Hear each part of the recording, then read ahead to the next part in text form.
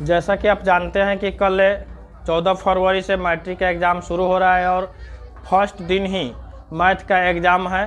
First sitting और second sitting दो पालियों में एग्ज़ाम हो रही है, जिसमें मैं एक ग्राफ का क्वेश्चन बतलाने जा रहा हूं, जो निश्चित ही हर सेट में कम से कम एक ग्राफ जरूर पूछा जाता है जो 5 नंबरों का होता है। और इस 5 नंबर को पाने के लिए विद्यार्थी को बहुत सारे मेहनत करने पड़ते हैं, लेकिन अभी बहुत कम मेहनत करके, बहुत थोड़ा सा मेहनत करके इस पूरे ग्राफ को हम अच्छी तरीक़ा से बतला रहे हैं और आप लोग ध्यानपूर्वक देखकर इसे 5 नंबर पाने का प्रयास करेंगे। और इसको एक बार वीडियो देख लेने से निश्चित ही आपका 5 नंबर आ जाएगा।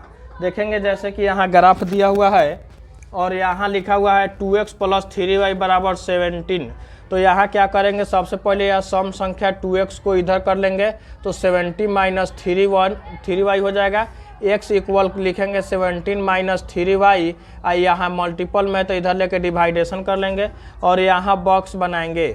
ध्यान रखिएगा बॉक्स में 4 खंड जरूर बनाइएगा, 4 खंड बनाइएगा। पहिलका खंड में x और उसके जस्ट नीचे वाला में y रखेंगे।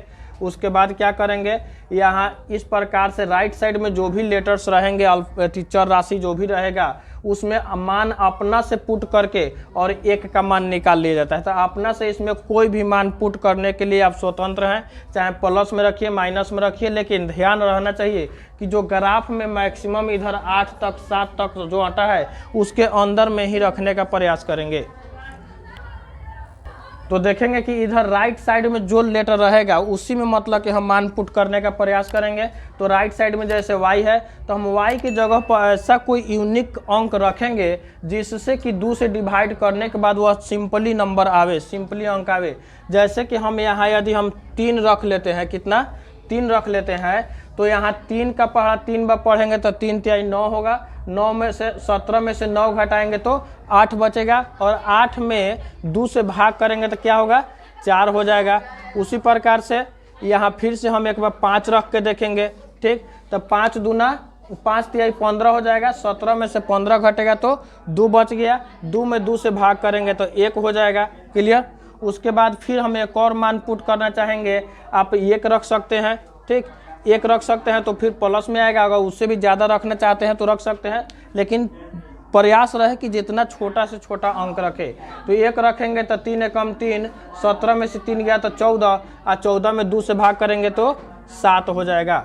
उसी प्रकार से समीकरण यहाँ सेकेंड है, यहाँ लिखेंगे क्या कि जैसे कि अब देखिए हमने बतलाया कि यहाँ 2 वाला जो लेने से इजीली भाग कर सकते हैं, उसी प्रकार यहाँ 2 है तो क्या करेंगे, इस माइनस को उधर भेजेंगे तो प्लस में हो जाएगा 2y, इक्वल में इसको इधर भेजेंगे तो माइनस में हो जाएगा, यानी 3x - 6। अब यहाँ क्या करेंगे, y = 3x - 6 और होल बाई 2 कर लेंगे और फिर इसी तरह से 4 टाइप में बॉक्स बनाएंगे।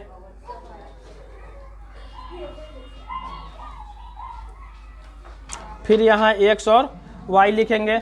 उसी प्रकार से देखिए अब जैसे कि इधर हम यहाँ रखे थे y और यहाँ आ गया x, इससे कोई परिवर्तन नहीं होता है। घबराने का कोई बात नहीं रहेगा कि y है तो y ही आना चाहिए, x से भी कोई परिवर्तन नहीं होता है, ठीक। इसलिए हम यहाँ x का मान अब पुट करना चाहेंगे।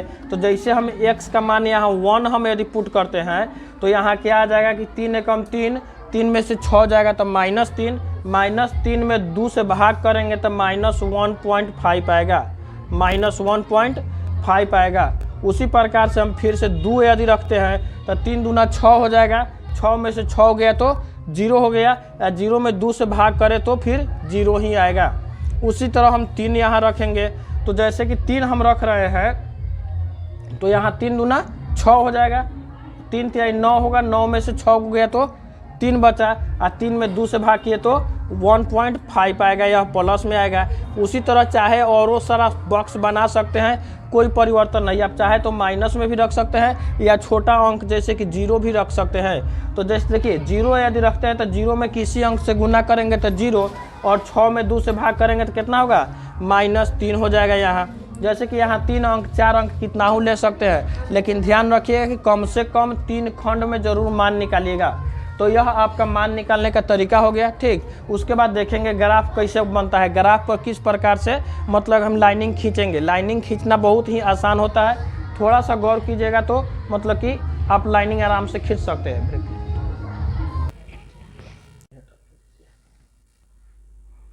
अब हम देखते हैं कि जैसे कि दो गो समीकरण रहेगा तो इस ग्राफ में डबल लाइन कटाता है, दो समीकरण रहेगा डबल लाइन कटाएगा, यानी समीकरण के अनुसार ही ग्राफ में लाइनिंग की संख्या होती है। अब यहाँ देखेंगे क्या कि यहाँ x का मान 4 है और y का मान 3 है, ठीक। तो इसमें हम देखेंगे x का मान किधर है और y का मान किधर है। ध्यान दीजिएगा, इसमें थोड़ा सा कंफ्यूजिंग यह होता है कि बार बार मतलब कि आपको 4 4 4 4 यानी हर अंक आपको 4 बार दिखाई देगा। तो यहाँ ध्यान रखिए कि जो इधर का जो खंड होता है x का होता है, इसके ऊपर का होता है y का होता है, इधर होता है जिसको x डैश कहते हैं, जिसको माइनस कहा जाता है, और नीचे का होता है जो y डैश कहलाता है, यानी माइनस में y का मान होता है।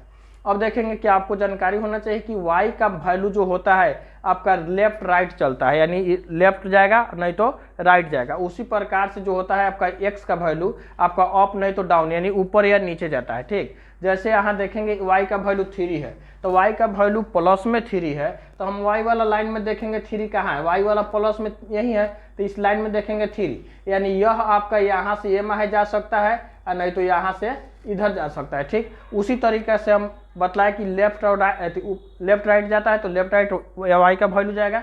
उसी प्रकार x का वैल्यू जो है आपका ऊपर नीचे जाएगा, यानी ऊपर और नीचे जाएगा। तो जैसे कि y वाला में देखेंगे +4, तो इसमें भी हम देखेंगे +4 किधर है, तो यहाँ देखते आएंगे तो यहाँ हमको 4 मिलेगा, तो इस 4 से अपने नीचे माहे जाएगा और इस 4 से ऊपर माहे भी जाएगा। तो जहाँ दोनों रेखा कटेगा वहीं हमारा बिंदु कहलाएगा, बाकी हमको इससे वैल्यू मतलब नहीं है। तो ध्यान दीजिएगा कि ऐसा मतलब कि आप लोग हम रफ किए हैं, लेकिन आप क्या कीजिएगा ग्राफ के कॉपी में लाइनिंग काट का ऑलरेडी दिया हुआ रहता है, ठीक। तो यहाँ क्या कीजिएगा 3 के सामने सामने आइएगा, फिर यहाँ नीचे से 4 के सामने सामने जाइएगा, या वैसे नहीं बुझाएगा तो क्या कीजिएगा दोनों उंगली से यहाँ 3 के तरफ यहाँ 4 के तरफ रखिएगा, और जहाँ उंगली सटेगा वहीं पे आपका क्या हो जाएगा एक पॉइंट बनेगा, तो ऐसे एक पॉइंट दे दीजिएगा।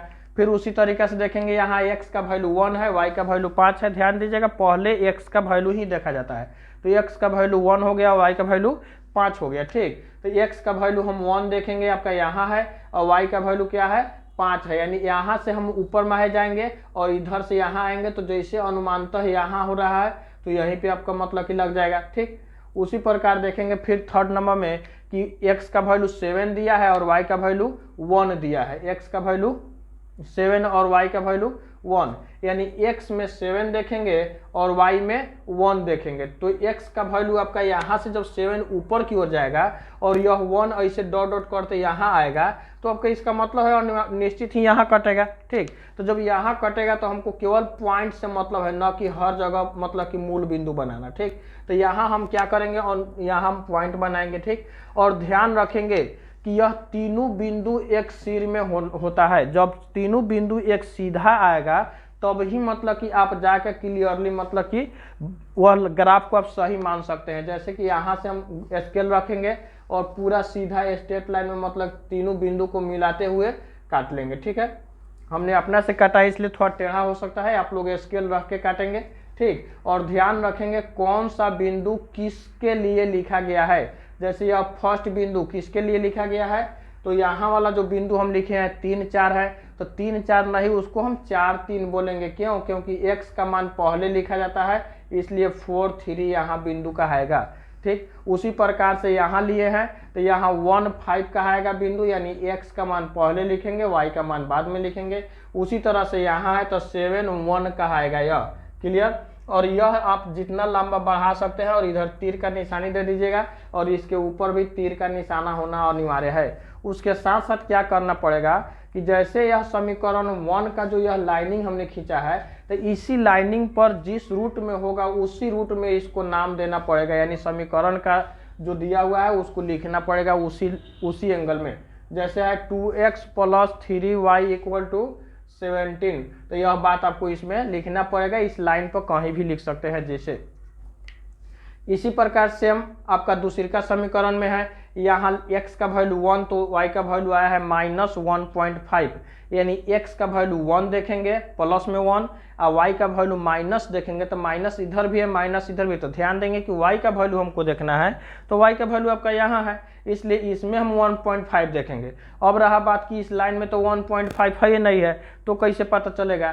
तो 1.5 का मतलब होता है क्या कि 1 से बड़ा और 2 से कम, यानी 1 से बड़ा और 2 से कम, यानी इसके बीचों बीच, यानी इसके बीचों बीच के मतलब कि देखिएगा ग्राफ के कॉपी में एगो मोटा लाइन से भी एगो पतला लाइन होता है और उससे भी एगो पतला होता है, तो जो बीच वाला लाइनिंग होता है वहीं आपका 0.5 में आता है, यानी 0.5 का वहीं आपको तुलना देता है। तो हम यहाँ 1.5 देखेंगे, यहाँ देखेंगे, इस पॉइंट से हम इधर आएंगे और x का वैल्यू 1 है तो यहाँ आएंगे तो हमारा यहाँ एगो लाइनिंग मिल जाएगा, ठीक। उसके बाद सेकेंड लाइनिंग मिलेगा आपका 2 और 0 है, यानी x का वैल्यू कितना 2 और y का वैल्यू 0, यानी x का हम अभी बतला है कि x आपका ऊपर नीचे जाएगा, y दाहिने बाएं जाएगा कि ना। तो जैसे हम y का वैल्यू 0 लेंगे तो y 0 यहीं पर रहेगा, x और y 0 वहीं होता है, तो यहाँ से हम आएंगे तो यहीं पे आएगा, तब तक रास्ते में यहाँ 2 भेट आ गया और जैसे 2 भेट आया हमारा पॉइंट वहीं बन जाएगा। उसके बाद है 0 और -3, 0 और -3, यानी x का वैल्यू 0 और y का वैल्यू -3, यानी x देखेंगे 0 और y देखेंगे -3, यहाँ पर आ जाएगा एक के बाद, क्लियर। तो अब ध्यान देंगे थोड़ा सा क्या कि यहाँ है आपका 2, एक पॉइंट यहाँ है और एक पॉइंट यहाँ है, ये स्केल मिलाएंगे और तीनों पॉइंट को लंबा सा मतलब कि लाइनिंग देंगे, लंबा सा हो जाए कोई दिक्कत नहीं। फिर यहाँ आप एरो देंगे, यहाँ भी एक एरो देंगे, यहाँ जो आपका 2 आया हुआ है, यहाँ 2 है, उसको मतलब कि यहाँ एक पॉइंट आपका बना था, इस पॉइंट का नाम, इस पॉइंट का नाम और इस पॉइंट का नाम लिखेंगे। तो देखेंगे कि इस पॉइंट का नाम क्या है, तो सबसे पहले हमने लिखा है x का वैल्यू, तो 1.-5 हो गया, या यहाँ हो जाएगा क्या आपका, यह ऊपर या नीचे कहीं भी जगह बना के लिख सकते हैं। यहाँ हो गया 2 0 हो गया और यहाँ क्या हो जाएगा, तो 3 -0 हो जाएगा। ये इस पॉइंट का नाम क्या रहेगा, 3 -0 -3 हो जाएगा, क्लियर। देखिए जिस प्रकार से इस समीकरण का नाम, समीकरणवा को इस ग्राफों पर लिखे हैं, उसी प्रकार से इस लाइनवा पर यह समीकरण जहाँ जगह बने कि हमको अट सकता है, जैसे हम यहाँ लिखना चाहें लेकिन बहुत कम स्पेस है, नहीं अटेगा, तो हम यहाँ लिख सकते हैं, इसमें भी लिख सकते हैं लेकिन स्पेस कम है, नहीं लिख पाएंगे, तो यहाँ नीचे लिख सकते हैं या यहाँ ऊपर लिख सकते हैं। तो समीकरण आपका क्या है, 3x - 2y = 6, यही मतलब कि आपका समीकरण बनेगा। और इसी तरीका से ग्राफ बनाइएगा, इतना ही बना देने से आपको निश्चित ही पूरा 5 अंक मिलेगा।